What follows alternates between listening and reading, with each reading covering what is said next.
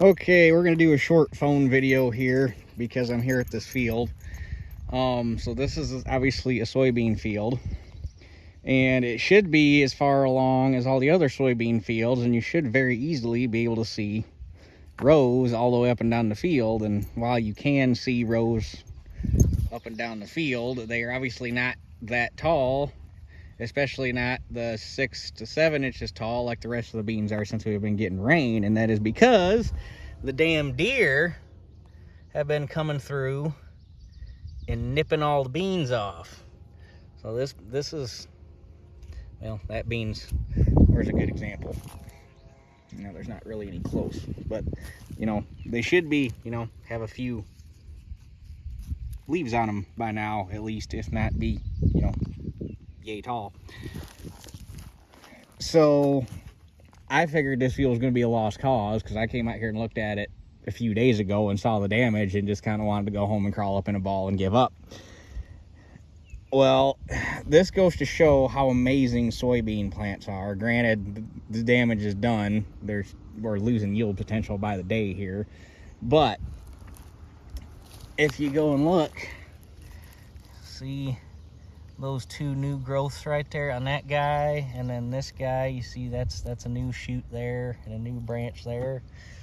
So on a soybean plant you got, and on most dicot plants, their growth point is at what's called the apical meristem, or apical meristem, or however you want to pronounce it, which is that right there, the very tip of the stem. That's where most of your cell division and elongation and all that stuff, everything's going to happen right there.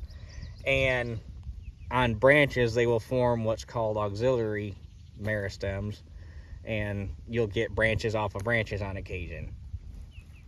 Well, when a deer goes through and nips the first set of leaves off like that, because those are the ones they like to eat, because those are the ones that taste the best, you lose your apical meristem, which is your primary growing point.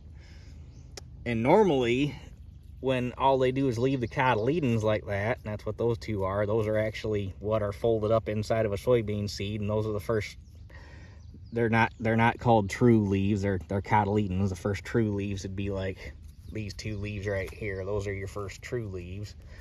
Normally, when all they leave is the cotyledons, you can pretty much write it off as a loss.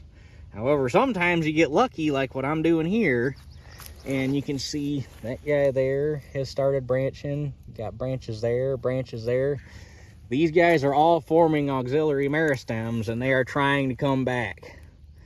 And some of them, like that guy right there, he's already got a trifoliate on. So,